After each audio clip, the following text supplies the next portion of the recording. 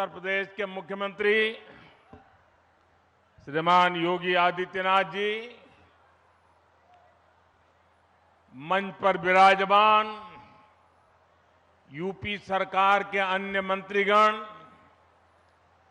जनप्रतिनिधिगण, इस कार्यक्रम में मौजूद देश के खेल जगत से जुड़े सभी वरिष्ठ महानुभाव और मेरे प्यारे काशी के परिवारजनों, आज फिर से बनारस आवे का मौका मिलल हो। जौन आनंद बनारस में मिलला ओकर व्याख्या असंभव है। एक बार फिर बोलिए, ओम नमः पार्वती पतये हर हर महादेव। आज मैं एक ऐसे दिन काशी आया हूं जब चंद्रमा के शिव शक्ति पॉइंट तक पहुंचने का भारत का 1 महीना पूरा हो रहा है। शिव शक्ति यानी वो स्थान जहां बीते महीने की 23 तारीख को हमारा चंद्रयान लैंड हुआ था। एक शिव शक्ति का स्थान चंद्रमा पर है, दूसरा शिव शक्ति का स्थान ये मेरी काशी में है। आज शिव शक्ति के स्थान से शिव शक्ति के उस स्थान पर भारत की विजय की मैं फिर से बधाई देता हूं। मेरे परिवारजनों, जिस स्थान पर हम सब इकट्ठा हुए हैं वह एक पावन स्थल जैसा है। यह स्थान माता विंध्यवासिनी के धाम और काशी नगरी को जोड़ने वाले रास्ते का एक पड़ाव है। यहां से कुछ दूर पर भारतीय लोकतंत्र के प्रखर पुरुष और पूर्व केंद्रीय मंत्री राजनारायण जी का गांव मोतीकोट है। मैं इस धरती से आदरणीय राजनारायण जी और उनकी जन्मभूमि को सर झुका करके प्रणाम करता हूं। मेरे प्यारे परिवारजनों, काशी में आज एक इंटरनेशनल क्रिकेट स्टेडियम की आधारशिला रखी गई है। ये स्टेडियम न सिर्फ वाराणसी बल्कि पूर्वांचल के युवाओं के लिए एक वरदान जैसा होगा। ये स्टेडियम जब बनकर तैयार हो जाएगा तो इसमें एक साथ 30,000 से ज्यादा लोग बैठ करके मैच देख पाएंगे। और मैं जानता हूं, जब से इस स्टेडियम की तस्वीरें बाहर आई हैं, हर काशीवासी गदगद हो गया है। महादेव की नगरी में ये स्टेडियम, उसकी डिजाइन स्वयं महादेव को ही समर्पित है। इसमें क्रिकेट के एक से बढ़कर एक मैच हो गए। इसमें आसपास के युवा खिलाड़ियों को अंतर्राष्ट्रीय स्तर के स्टेडियम में ट्रेनिंग का मौका मिलेगा और इसका बहुत बड़ा लाभ मेरी काशी को होगा। मेरे परिवारजनों, आज क्रिकेट के जरिए दुनिया भारत से जुड़ रही है। दुनिया के नए नए देश क्रिकेट खेलने के लिए आगे आ रहे हैं। जाहिर है, आने वाले दिनों में क्रिकेट मैचों की संख्या भी बढ़ने जा रही है और जब क्रिकेट मैच बढ़ेंगे तो नए नए स्टेडियम भी जरूरत पड़ने वाली है। बनारस का ये इंटरनेशनल क्रिकेट स्टेडियम इस डिमांड को पूरा करेगा।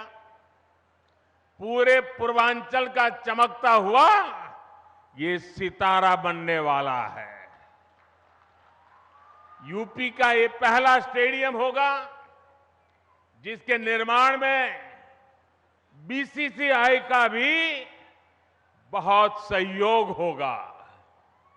मैं बीसीसीआई के पदाधिकारियों का, काशी का एमपी होने के नाते, यहां का सांसद होने के नाते मैं आप सबका हृदय से आभार व्यक्त करता हूं। मेरे परिवारजनों, जब खेल का इंफ्रास्ट्रक्चर बनता है, इतना बड़ा स्टेडियम बनता है, तो सिर्फ खेल ही नहीं, स्थानीय अर्थव्यवस्था पर भी उसका सकारात्मक असर होता है। जब स्पोर्ट्स के ऐसे बड़े सेंटर बनेंगे तो उसमें बड़े स्पोर्ट्स आयोजन होंगे। जब बड़े आयोजन होंगे तो बड़ी तादाद में दर्शक और खिलाड़ी आएंगे। इससे होटल वालों को फायदा होता है, छोटी बड़ी खाने पीने की दुकान को फायदा होता है, रिक्शा, ऑटो रिक्शा, टैक्सी, इनको भी फायदा होता है। हमारे नाव चलाने वालों को तो दो दो हाथ में लड्डू हो जाता है। इतने बड़े स्टेडियम की वजह से स्पोर्ट्स कोचिंग के नए सेंटर खुलते हैं। स्पोर्ट्स मैनेजमेंट सिखाने के लिए नए अवसर बनते हैं। हमारे बनारस के युवा नए खेल स्टार्टअप के बारे में सोच सकते हैं। फिजियोथेरेपी समेत स्पोर्ट्स से जुड़ी बहुत सी पढ़ाई और कोर्सेज शुरू होंगे और एक बहुत बड़ी स्पोर्ट्स इंडस्ट्री भी वाराणसी में आएगी। मेरे प्यारे परिवारजनों, एक समय था जब माता पिता बच्चों को इस बात के लिए डांटते थे कि हमेशा खेलते ही रहोगे क्या, कुछ पढ़ाई वढ़ाई करोगे कि नहीं, यही हुड़दंग करते रहोगे क्या, यही सुनना पड़ता था। अब समाज की सोच बदली है। बच्चे तो पहले से ही सीरियस थे ही, अब माता पिता भी स्पोर्ट्स को लेकर के गंभीर हुए हैं। अब देश का मिजाज ऐसा बना है कि जो खेलेगा वही खिलेगा। साथियों, पिछले एक दो महीने पहले मैं मध्य प्रदेश का एक आदिवासी इलाका शहडोल के आदिवासी गांव में गया था। वहां मुझे कुछ नौजवानों से मिलने का अवसर मिला और मैं सचमुच में वहां का दृश्य और उनकी बातें सुनकर के इतना प्रभावित हुआ। उन युवकों ने मुझे कहा कि ये तो हमारा मिनी ब्राजील है। मैंने कहा भाई, तुम मिनी ब्राजील कैसे बन गए हो? बोले, हमारे यहां हर घर में फुटबॉल का खिलाड़ी है। और कुछ लोगों ने मुझे कहा कि मेरे परिवार में 3-3 पीढ़ी नेशनल फुटबॉल प्लेयर रही है। एक प्लेयर रिटायर्ड होने के बाद उसने वहां अपना जान लगा दी और आज हर पीढ़ी का व्यक्ति आपको वहां फुटबॉल खेलता नजर आएगा। और वो कहते हैं कि हमारा जब एनुअल फंक्शन होता है तो कोई घर में आपको नहीं मिलेगा, इस पूरे इलाके के सैकड़ों गांव और लाखों की तादाद में लोग 2-2, 4-4 दिन मैदान में डटे रहते हैं। ये कल्चर उसे सुन करके, देख करके देश के उज्जवल भविष्य का विश्वास मेरा बढ़ जाता है। और काशी का सांसद होने के नाते मैं यहां आए बदलावों का भी साक्षी बना हूं। सांसद खेल प्रतियोगिता के दौरान जो उत्साह यहां रहता है उसकी जानकारी मुझे लगातार पहुंचती रहती है। काशी के युवा स्पोर्ट्स की दुनिया में अपना नाम कमाए, मेरी यही कामना है। इसलिए हमारा प्रयास वाराणसी के युवाओं को उच्च स्तरीय खेल सुविधाएं देने का है। इसी सोच के साथ इस नए स्टेडियम के साथ ही सीगरा स्टेडियम पर भी करीब 400 करोड़ रुपए खर्च किए जा रहे हैं। सीगरा स्टेडियम में 50 से अधिक खेलों के लिए जरूरी सुविधाएं विकसित की जा रही है। और इसकी एक और खास बात है, ये देश का पहला बहुस्तरीय स्पोर्ट्स कॉम्प्लेक्स होगा जो दिव्यांगजनों को ध्यान में रखकर बनाया जा रहा है। इसे भी बहुत जल्द ही काशी वासियों को समर्पित किया जाएगा। बड़ा लालपुर, उसमें बना सिंथेटिक ट्रैक हो, सिंथेटिक बास्केटबॉल कोर्ट हो, अलग अलग अखाड़ों को प्रोत्साहन देना हो, हम नया निर्माण तो कर ही रहे हैं पर शहर की पुरानी व्यवस्थाओं को भी सुधार रहे हैं। मेरे परिवारजनों, खेलों में आज भारत को जो सफलता मिल रही है वो देश की सोच में आए बदलाव का परिणाम है। हमने स्पोर्ट्स को युवाओं की फिटनेस और युवाओं के रोजगार और उनकी कैरियर से जोड़ा है। 9 वर्ष पहले की तुलना में इस वर्ष केंद्रीय खेल बजट 3 गुना बढ़ाया गया है। खेलो इंडिया प्रोग्राम के बजट में तो पिछले वर्ष की तुलना में लगभग 70% वृद्धि की गई है। सरकार आज स्कूल से लेकर ओलंपिक पोडियम तक हमारे खिलाड़ियों के साथ टीम मेंबर बनकर साथ चलती है। खेलो इंडिया के तहत देश भर में स्कूल से यूनिवर्सिटी तक की खेल प्रतियोगिताएं हुई है। इनमें बड़ी संख्या में हमारी बेटियों ने भी हिस्सा लिया है। सरकार कदम कदम पर खिलाड़ियों की हर संभव मदद कर रही है। ओलंपिक पोडियम स्कीम भी ऐसा ही एक प्रयास है। इसके तहत देश के शीर्ष खिलाड़ियों को सरकार पूरे साल में खाने पीने, फिटनेस से लेकर ट्रेनिंग तक लाखों रुपए की मदद देती है। इसका परिणाम हम आज हर अंतर्राष्ट्रीय कंपटीशन में देख रहे हैं। अभी कुछ समय पहले ही वर्ल्ड यूनिवर्सिटी गेम्स में भारत ने इतिहास रचा है। इन गेम्स के इतिहास में कुल मिलाकर भारत ने जितने मेडल जीते थे पिछले कई दशकों में उससे ज्यादा मेडल सिर्फ इस साल जीत करके हमारे बच्चे ले आए हैं। वैसे आज से एशियन गेम्स भी शुरू हो रहे हैं। एशियन गेम्स में हिस्सा लेने गए सभी भारतीय खिलाड़ियों को मैं अपनी शुभकामनाएं देता हूं। साथियों, भारत के गांव-गांव में, कोने-कोने में खेल प्रतिभाएं मौजूद है। खेलों के महारथी मौजूद है। जरूरी है इन्हें तलाशना और इन्हें तराशना।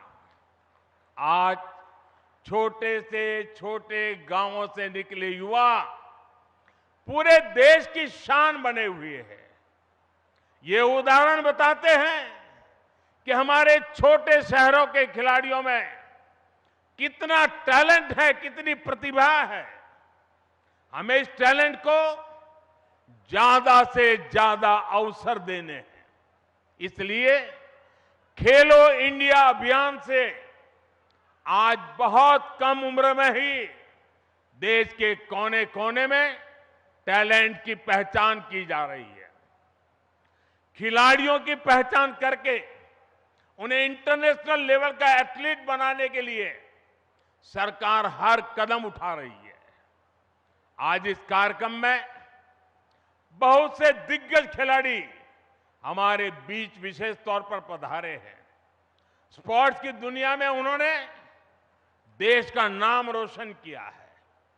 काशी से ये स्नेह दिखाने के लिए मैं उन सबका विशेष रूप से आभार व्यक्त करता हूं।